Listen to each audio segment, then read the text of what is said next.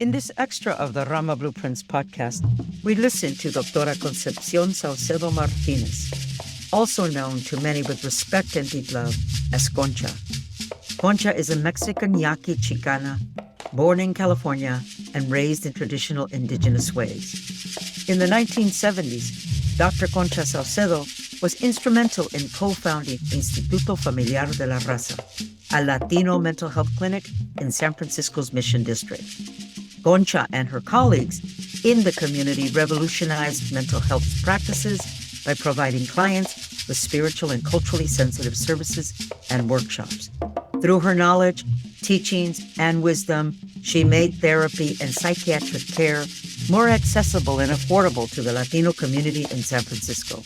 In the year 2000, Dr. Saucedo, in collaboration with the Real Alternatives program, created and developed La Cultura Cura, which promotes a reflection of culture, critical consciousness, self-reflection, social-emotional wellness, deep understanding of the individual, group, historical, and cultural relationships, and the teachings of En Lakesh, You Are My Other Self. A community activist for social justice for over 50 years, she is a grandmother of 7, respected elder, traditional healer, practitioner, visionary, public school teacher, professor, former board president of the Real Alternatives program, RAP, and the executive director emeritus of Instituto Familiar de la Raza. She has focused her life work on integrating indigenous spiritual practices with mental health services for the healing of youth, families, and community. At present, her vocation is to pass on to others, particularly young people, the healing practices and ceremonies from this continent. We present in her own words, Dr. Concepcion Concha Saucedo Martinez. What inspired you to get involved in community work? What drove your heart to activism? Okay. I'll start with my parents first, Carlos Saucedo and Rosa Martinez. My father came here essentially as a political refugee from Mexico because he was involved after the revolution in the 20s in the Cristero movement, in which the people demanded that the temples and the churches be left open. They had been all closed. It was actually an armed rebellion, and my mother got word that he was going to be killed, so he and his whole family left, and they had compadres up in this area. And then my mother followed and got married, and then the children started coming. I'm one of 5. The 2 boys died very young, nearly as toddlers, because they couldn't get health care. And I think that formed me in some ways. But I was born here in San Francisco, 5th floor, St. Mary's Hospital. I like to tell that to the people who shout out on the street, go back where you came from. I said, yeah, I'll go back to the hospital. You have to have a sense of humor about these things. We lived here till I was about 7. And then my father got a job in a nursery in Niles, California. Niles doesn't exist anymore as a small town. It's now part of Fremont. But all of that area was some of the best land in California. From 7 till about, I was 12, I grew up in the country. And that formed me, I think, being in nature and rolling around in Niles Canyon and that kind of life, very different from city life. And then from there, we moved on to Santa Clara, when Santa Clara was just 10,000 people. And then I went off to school, College of Notre Dame. I was always taught by the wonderful nuns. And I've learned a lot of things, some that I didn't necessarily would have liked to have avoided. And then I went on to college and university. And in the summers, in order to make money, I worked, in the camps and in the empacaderas. And empacaderas are factories? Like canneries, packing houses. Packing houses. We packed, we canned apricots, duraznos, peras, and we would all work the whole summer so that we'd have money for school and for the books and all of that. And I learned a lot there. One of the things I learned was I didn't want to work there because it was cold and damp and they didn't treat you well. And this is in the 50s. And I said, no, this is not where I'm going to work. And my father was always involved in community. He had education in Mexico, so he spoke English well, and he worked organizing campesinos. And I used to hang out with him because I was the youngest. And I think that's where I learned how I should be in the world. And what he always told all of us was if you have any kind of talent and have good fortune, you have to use it on behalf of other people, not just for yourself. And I think watching the work that he did, he was never able to hold on to jobs very well, because if he saw something that was wrong or a mistreatment, he would speak out. And he was usually the only Mexicano. So that also told me something about the consequences of your behavior if you chose that kind of path.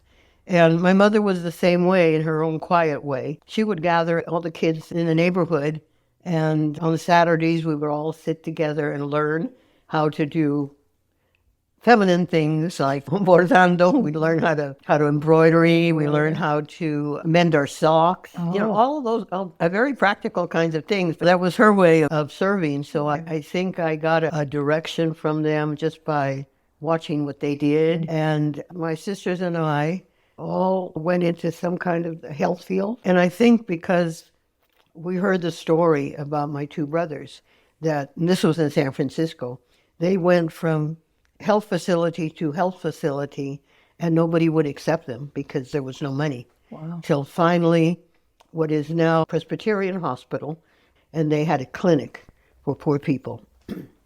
But it was too late. They both died from some kind of thing, of the collapse of their lungs. And I never forgot that. You know, I don't think any of us ever forgot that. And I have a feeling that's one of the reasons that we went into that, to make sure that it would be different. I think my mother and father were important forces for us, just watching how they were. That my father, since he was more fortunate because he had education in Mexico, he could serve people better.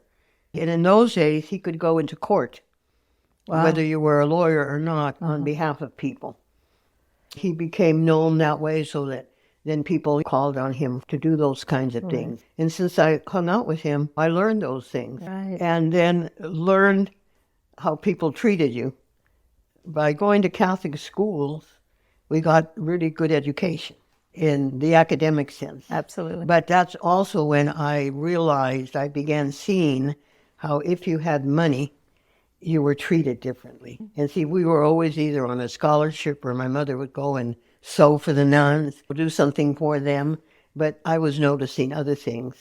And then in high school, I think I was 13, and they had Slave Day in high school when you were a freshman, that all the seniors could have one of you as a slave to do anything they wanted. And that struck me, and I thought, my favorite expression is, that's not right. That's not right. And my sister was a senior, and she was quiet. And my other sister was a sophomore, and she was more quiet. And I said, no, this is not right. So I helped organize the freshman class to say, we're not going to be slaves. This is not right. No one should be a slave. All of those things came from somewhere. And although the schooling was excellent, I learned a lot about how class made a difference. And there were 5 of us who were Mexicanos. There was one Japanese American and one African American. And I always had a voice, and a loud one, and I could express myself. And that created consequences everywhere, because other people didn't like me for that, and it was usually white people. Or other people were embarrassed by me, Raza people, because they were all more quiet than I was. And I had found a voice, and I had a loud one. And I used theater, and I studied theater, but I became a teacher. And I see myself as a teacher in whatever I do, whether I'm organizing, whatever I'm doing. It's about opening windows and doors and helping people be informed, because I think that's what a teacher does. I'm not going to tell you how to be or what to do, but I'm going to provide maybe the tools that you need, and also another filter that you might want to have. Look through this window instead of this window, instead of that window, and then you might see things a little different. And would you say all those experiences led to inspiring you to get involved in community. Oh, absolutely. Well, the other thing that impacted me was World War II. I was about, 1940, 41. I was 6 or 7 years old. Mm. And we were in school in Niles. And this was the only time we went to public school. And there were a lot of Japanese and Japanese Americans in the school because they were also working in the fields. And some of my little friends were Japanese. Mm. One day they disappeared. That's how it appeared to me. They disappeared. And nobody explained, why is Wayman not here? And that's one who I remember. And the teachers didn't explain. And so I asked my parents over and over again. And finally, my father said, well, there's a war. And I don't think I knew what a war meant. And so he explained what that was. And then I said, but why did they take them away? And he said, because people thought that they were going to be traitors. And they're not. And so that always stayed with me and made me consider how people treated people who were different. And then after they came back, none of the Japanese would ever talk about what had happened and that they lost their homes and they lost their property.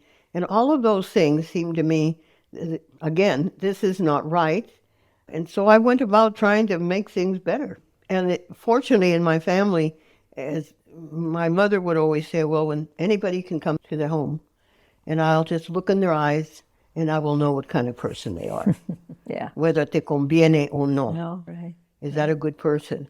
So I think all of those things led me to that place of saying, be involved. And I first got involved because the way my father talked about the war and that it was wrong, and it was wrong to put the Japanese in concentration camps. And then he said, think about this. They never put the Germans in concentration camps. So I began putting things together.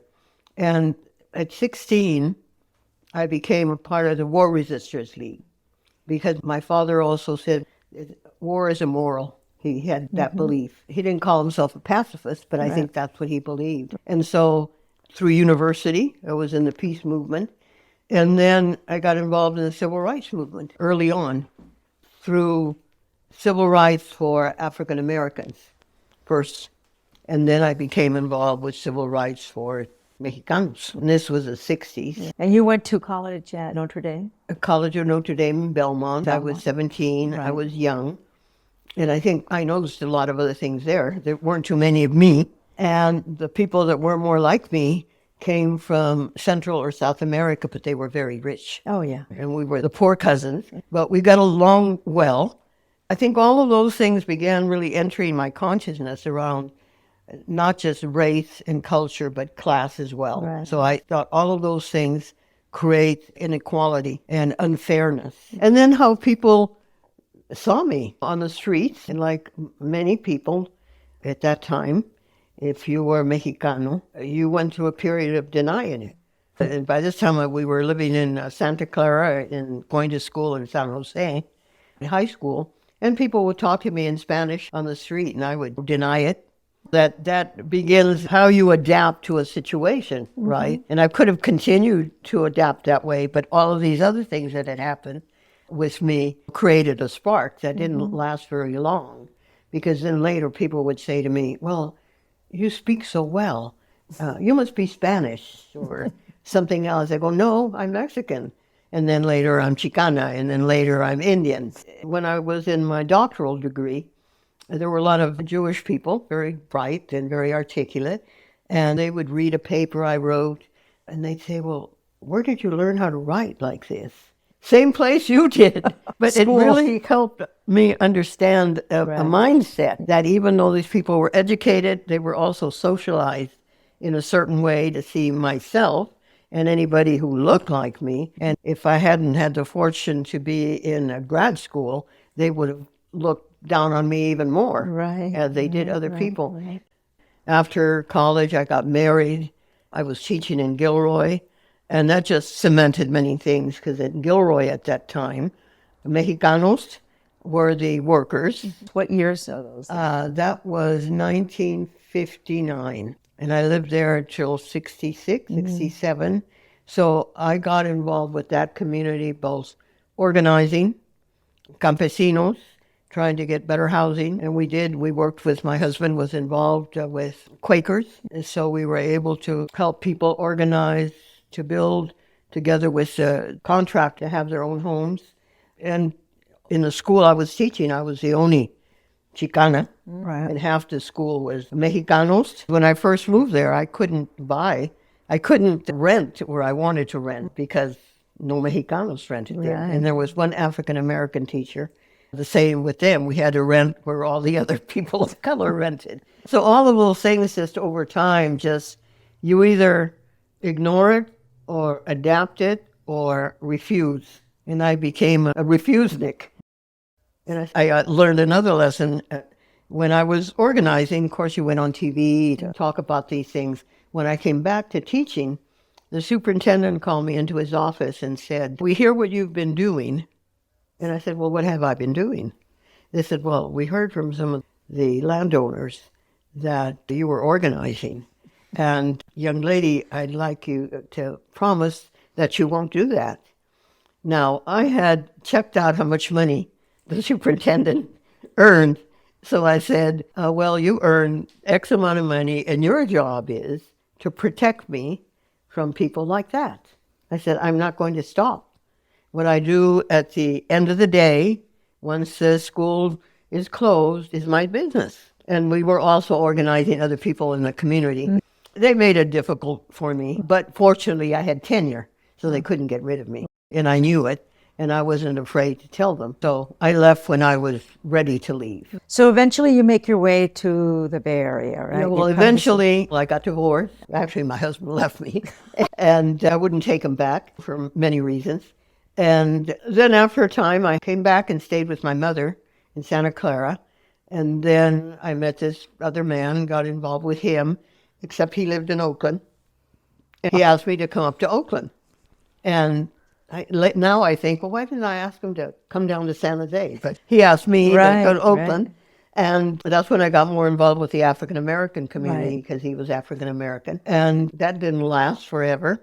And then by that time, I was back in graduate school working on my doctorate. And that's where I had met Dr. Solis. And we brought him in to teach there. And he was a psychiatrist at Mission Neighborhood Health Center. Right. And I was doing my internship there with him. And that's how I met Jim and Esme and Sam and Roberto and all of them, because, and this is the beginning of the rap story, Solis was already providing psychiatric services and so on, medicine and so on, for the youth from rap. And one day, I think it was Esperanza who came, Esperanza and Sam, and they said they're doing assessments up at YGC, Youth Guidance Center, but we know that the assessments are inappropriate. Will you come and do assessments there? Will someone come from the staff? And I volunteered. I said, no, I'd like to go up because I like kids. And so I went up there, and I figured they'd have a little room for me. Oh, yeah, they did. It was a broom closet. Actually, the brooms were in there, right? Yeah. And as I'm ready to go in, and they had brought the young man out, the guard, whoever he was, said, aren't you afraid? I said, afraid of what? He said, aren't you afraid of going in with this young man? And I said, no, I'm not afraid of this young man. He's about 14. I'm probably more afraid of you. And we went in, and that's how it began. And we were able to write different kinds of reports that then the RAP could use to get the kind of plan that they needed accepted by the department, because it was signed off right by us and a psychiatrist. So we were using the tools that we had gained to gain something that we needed. And that began my relationship with RAP. And then later I volunteered to work with, they had the Casa, the alternative house, so that they wouldn't have to be sent to foster homes, or there were other houses, but they were not culturally appropriate. Right. And so they always needed somebody to come in and talk with the youth, and that's how I started. And then from there, any way that I could be of service at RAP, I did that. And then eventually I was asked to be on the board. And I was on the board for many years. Concha, you were in the forefront of braiding indigenous practices into Western mental health wellness. How did you incorporate indigenous teachings into Instituto Familiar?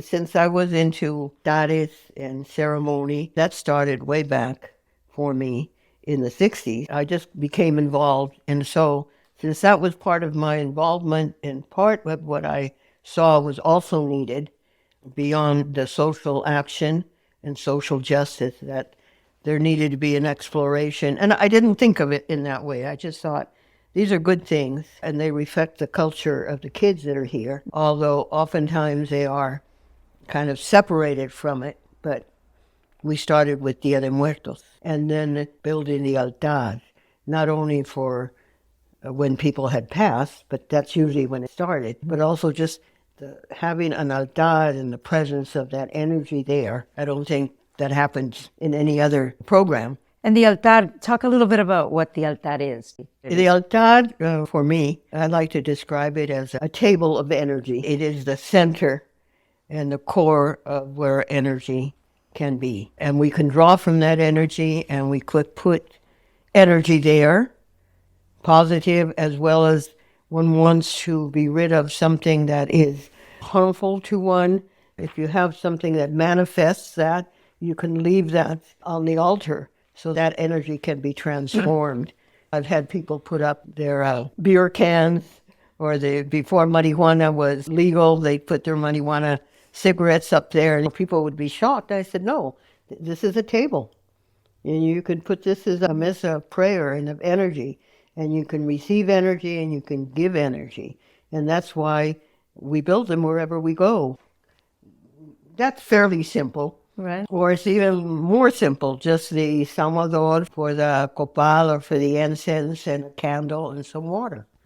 And most people, without recognizing, have altares in their homes. We have a photo of the family. You might have little remembrances of them, and that's an altar. That's the energy of those people that have been around. So it's an important element to have any place, and it helps people find a certain tranquility and peace when they sit in front of an altar, even though that they may not have any memory of it, or whether it's not customary, but that's what's present on that altar. Right. It also represents safety. And so that became part of your DNA, your walk, right? It began before Instituto, Okay. and then the Instituto was being planned. Okay. Right, because the idea of Instituto started out as a mental health center, but the idea always was that it would be more health production, prevention, and education. We weren't so much interested in treatment because we thought you need to have interventions before so you don't have to have treatment. But the public health system, I still think it's really not organized around mental health education or health education. It's still more around treatment. It's more of a medical design. In the mid-'70s, we started organizing around that, together with a lot of the people that were involved in RAP. So Esperanza was involved in that. Santiago was involved in that. Roberto Hernandez, because we had to sue or intend to sue the state of California and the city and county of San Francisco until they released money. And I think what made it clearer for us, and certainly for me, was what had happened in relation to RAP and the kids. That it was clear that not just for Latino and Chicano native children did we need dedicated services, but for the whole community. It was clear that they weren't receiving that. So that, in a way, RAP clarified that for us. And how long were you executive director of Instituto Too Familiar? long. Too long. No, but there are a number of us that stayed together, and this is where Solis, he was certainly a part of that. He developed Calmeca, and for 2 years we would meet, I think, once a week to understand where we came from and what that meant. And what is the Calmecac? Calmecac is a learning school. Coming from the ancient traditions, this is where if a family identified you as having a leadership quality, you were sent to that school to learn the traditions and the ways and how to manifest that. I want to share something with you. Yesterday, when Alfredo Bojorquez, we were in conversation, and he said that his trajectory through rap, his history and his involvement was a calmecac to him. And a learning experience and what he went through. And he said it was a continuum of calmecac for him. And to hear that you're talking about 1970, and here we are talking in 2021, where these learning processes are now institutionalized within, and I mean by that in a positive way, that it becomes a part of a practice of someone's work, community work. Yeah, because I remember Roban and Stella and I did Calmecac centered around case management for rap, because that's kind of one of the things, but we used that term because it's really the Calmecac integrates both the technology that you need today in terms of techniques and strategies, but also bringing the ancient into it and understanding that all these things have a basis in our own past. Let's talk a little bit about the relationship that Instituto and rap developed. How does that start to really become like this sisterhood? Well, I think it began with my relationship with rap. And then once I became executive director of IFR, then that became part of our standard. My expectation, though not everybody understood it or accepted it. You don't force those things on people. But I always wanted people to share themselves with rap in whatever way they could, and with whatever knowledge that they had, and some people did. And other people didn't. But it was always there when we did Dia de Muertos there, as well as our place. It was us together. When we had the Raza-thon, and the kids used to call it the Rata-thon.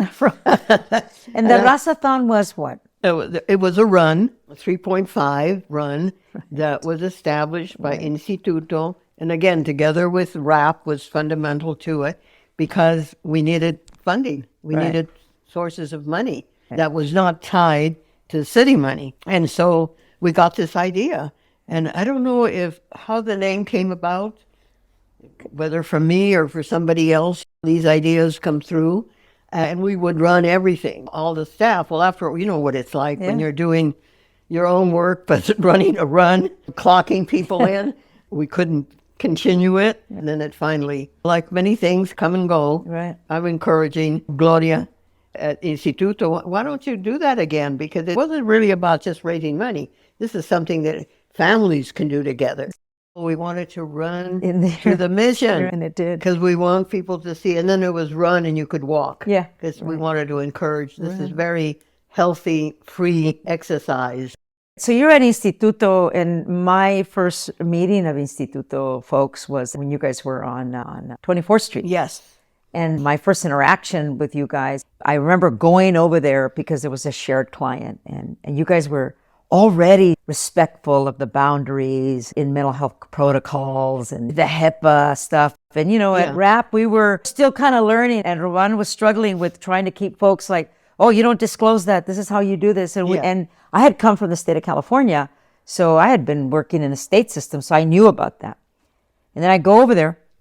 I go, where's this Instituto? And I walk up, and there's a group of kids hanging out there in front. Later, I learned to know who they are. And I go, excuse me, can you guys move? They're like, what's up? What's up? And I'm like, excuse me. And Germán walks down, and ay, estos niños siempre están aquí. And they're like, and I didn't even know them. And I just went, show some respect. Then I ran upstairs, and then I interfaced with the therapist that you had at the time. And that was my first understanding about how RAP and Instituto began to work.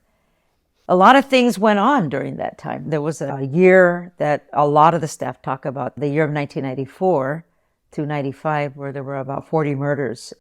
I remember being with Mitchell in front of the police station because that young man had left.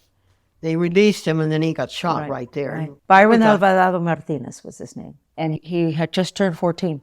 So we went down to that area to kind of examine what had happened, and also at that time we would take the copal out when anything happened on the street to cleanse the street, to make a little altar, and I remember that vividly. A number was claiming that was a pivotal moment. It was.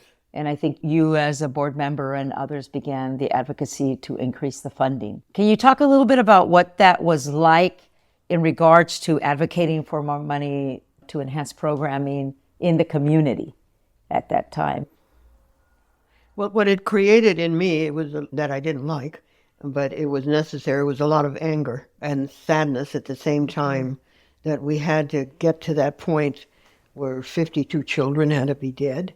We talked that way to the city, and what would make me angry was that there was really no response, no effective response, no feeling about what was happening, that children were being killed unnecessarily, and all that we were asking was really for small amounts of money to continue and to carry on programs or to create what Mitchell was trying to create, businesses. Remember the Slade Locks? Oh, yeah. Yeah, and that was his creative entrepreneurial spirit and understanding that the kids needed jobs.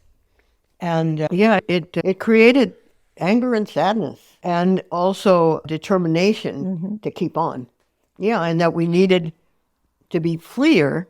And in order to be freer, we had to have money that was not attached to the city. Because there was always, and still is, limitations to what you can do with city or federal money. And always looking for money that existed elsewhere. But I think there was a time where the bad-mouthing of rap, particularly by YGC, where they wouldn't refer clients to rap. I don't know if you remember that. They wouldn't refer clients to the Casa. And that certainly is not right at all, because that was a very personal issues with those, because they didn't like some of the people that went up and advocated for the children, and that should never have to be. And then there was a time when the doors were chained at YGC, which caused a reaction from the people up at Juvenile Hall. And thus began that negative relationship. How did the community, in respect to Instituto first, and then RAP, and the impact that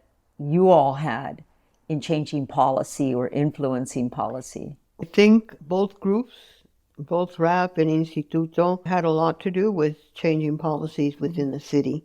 And also because we worked with different cultural groups to bring about those changes.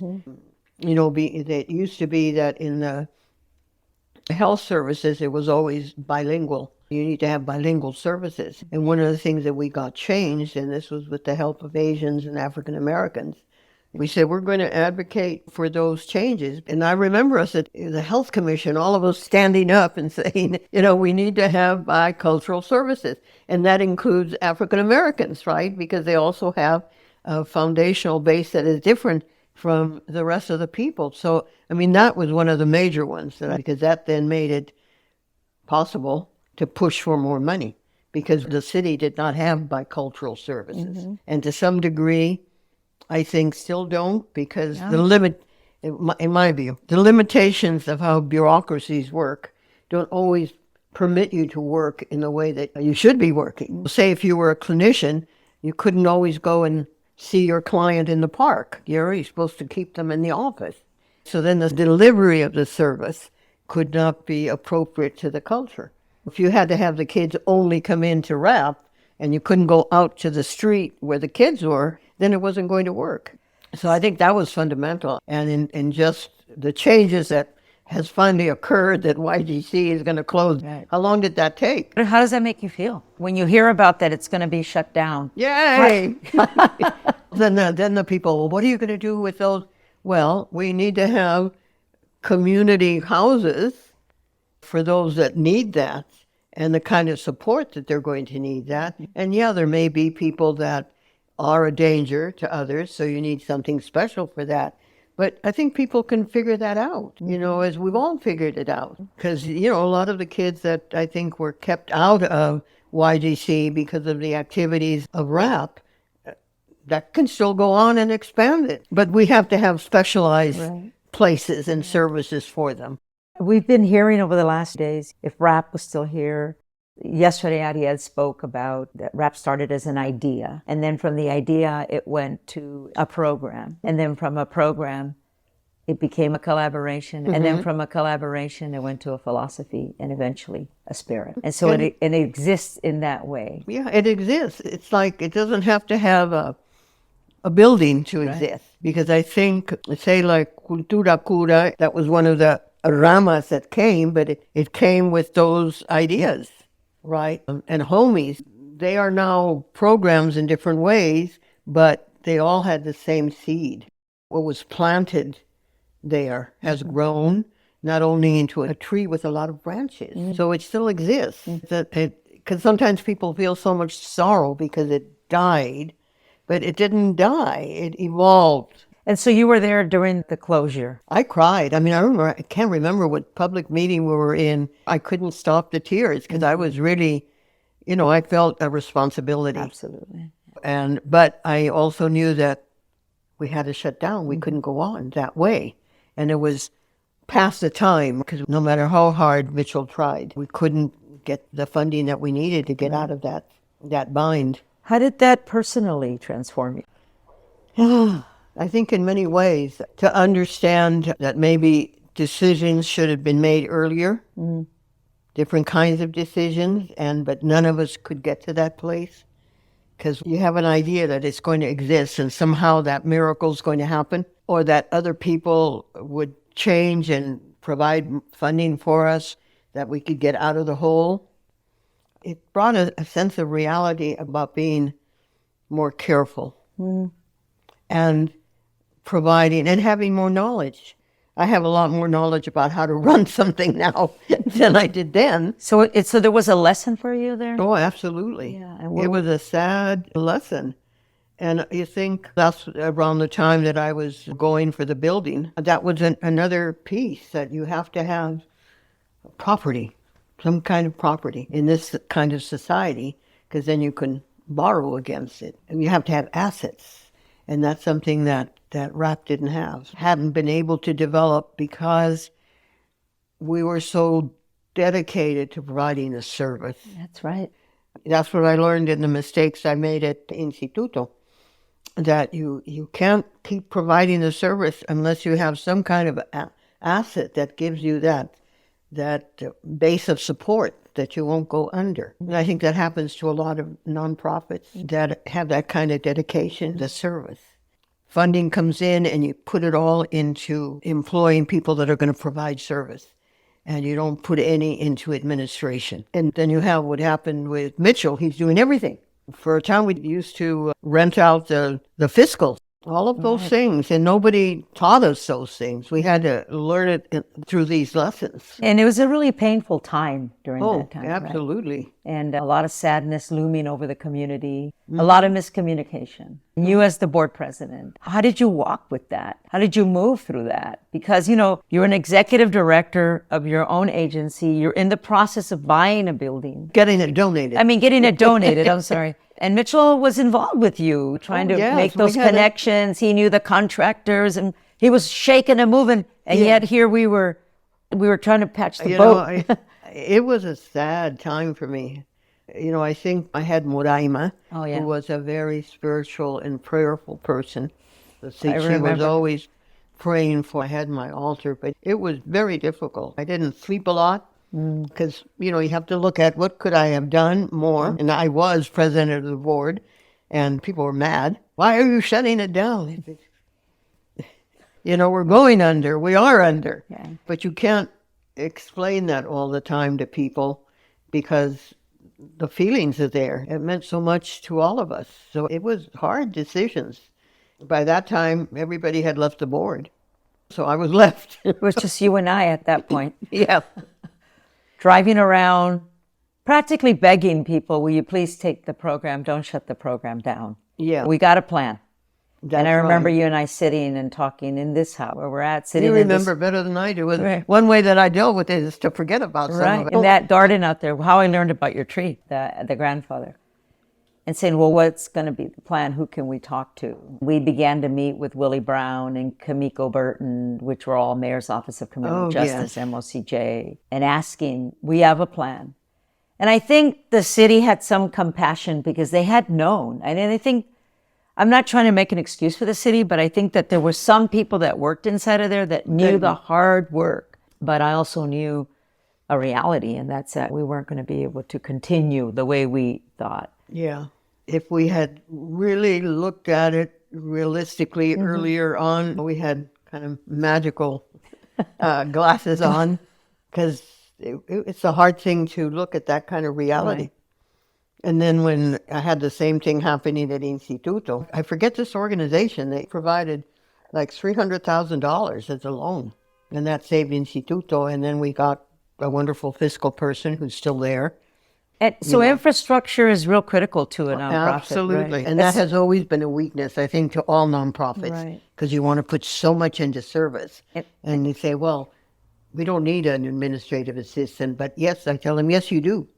Because an executive director can't do everything. And in lessons learned with RAP, as you just said, the operations were the least funded and services were funded because the passion of the heart to help the people. That's right. And if you had advice for young startup, nonprofit, people of color, what would you say to them right now? Build a strong infrastructure from the beginning, just like the U.S. government is trying to do, and be sure you have good benefits, good health care, because people have left as their families begin growing and they need additional funding. They can't stay there. So if you have it available, and my brother-in-law who used to organize for the Teamsters, he always told me, hey, the most important thing are the benefits that you're providing, not the salary, because the benefits will keep people. Health care is the most important. A lot of places still don't have health care.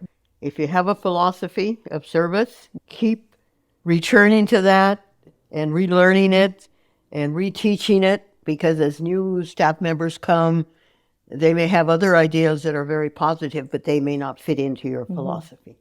And so, as an executive director and board member, what do you think are some of the key strategies or key values to building a cohesive core for work? A cohesive core of people, respect for the mission of the organization or the philosophy of the organization, so that you respect it, which means you're going to manifest it in the way you work and in the way you are in the community. Because it's not about just serving the, quote, target population, but we're really serving the entire community in whatever we do.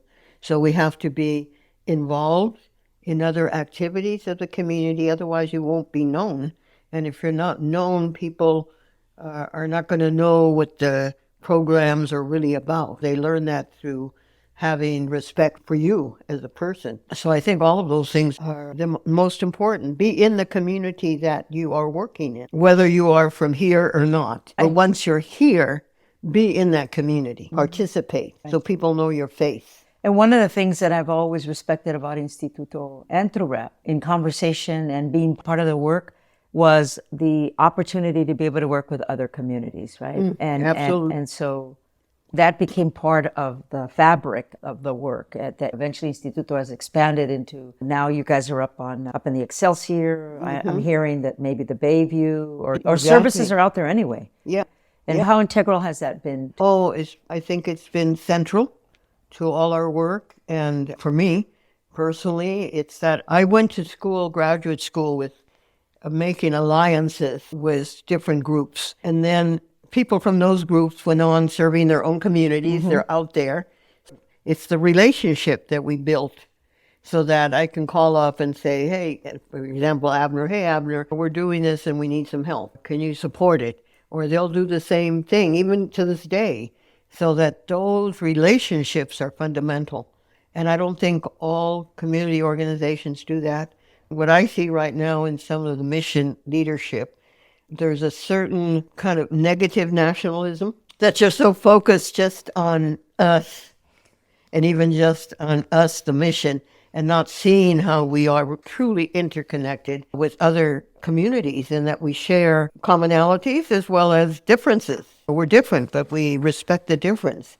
And this is not a time to have that kind of nationalism, even to the extent that if you're not from here, then you can't. I mean, that to me is kind of a nationalism. What is it? We really need a more global mindset just within San Francisco, let alone within the world. Absolutely, absolutely. But all that is really true. It takes a village, all those things. But I think that we move towards them. And I know that there's still a lot of energy to try to make that happen, right? And try to be more positive. And I think the other thing I would say, because of certain things that have happened recently in the community, if somebody has done something that is not, or allegedly, something that is inappropriate, we can't protect them from that. We can support them in making change and in looking at themselves. And I think there's sometimes too much protection because this person is a leader. And we're not helping them by not helping them see what they may or may not have done and how to correct it. And that's a hard thing to do. And oftentimes it's difficult to just come clean up. You don't realize that it's really part of your growth. And when we talk about the closure of RAP and what happened with the executive director, there's been a certain amount of remorse and repair that the individual goes through, right? It's a growth period. And hearing it from Mitchell's own words, and this will probably be said on this podcast because we're talking about learning, and you as the board president, is that we have to come to that realization that we're just human and we just make mistakes. And sometimes it's bigger to see the person just become humble and say, hey, I was just trying to do the best that I could. Yeah, and you said that it's tied in with humility. Humility means that you recognize your faults and your limitations as well, because we all have them. And there's nothing wrong with that, because that's the that's the human condition. I have a limitation right now I have a limitation as to how I can move, and I had to deal with that because I was very active in everything. But then you say, okay, that's what it is right now. And so how can I move? What can I do? How do I keep, in terms of my vocation, how can I keep on doing what I'm doing? How can I be of service? And I can still be of service. Absolutely. And I understand that. So when people ask me, then I say yes, or I have to say I can't right now because I don't have enough energy, because that becomes a limitation as you grow older for all of us. And I say that to you. I'm sure you know that. Yeah, because sometimes we think we're limitless, and that's when we fall into problems. If you were to talk to your 16-year-old self now, as the wise woman that you have become, what would you say to her? And what words of advice would you give her? I would say keep on, but be a little more careful about how you go about making decisions and who you identify with. Because over the course of the years, I've had friendships or involved people in the circle that weren't really, they were there for other reasons. In some cases, because they were like undercover for the police or for the government, that I have to be more careful around those kinds of choices. And now I am more careful. I'm trying to be like my mother and really looking, is this person really intentional about what they're doing, or is it they're doing it for some other kind of reason? And it's easy to be fooled because we all like to have people around us who think we have some value, and then we make mistakes. So I'm certainly a lot more careful now around who's around me, and I don't have a lot of new people around me. So you would say to her to be careful. Be careful. So Concha, I want to thank you for all of the work that you have done, but more so for the guidance and also for just being so honest and transparent with us. I thank you for that, and I thank you for your work, and I look forward to more conversations with you. Gracias. I do too. Gracias a los dos. The extras of RAMA Blueprints Podcast are intended to help the listener with a deeper understanding of the people, the events, and places that created the Mission District and the series as a whole. Thank you for listening to this extra, and remember, to listen is to heal. All power to the people.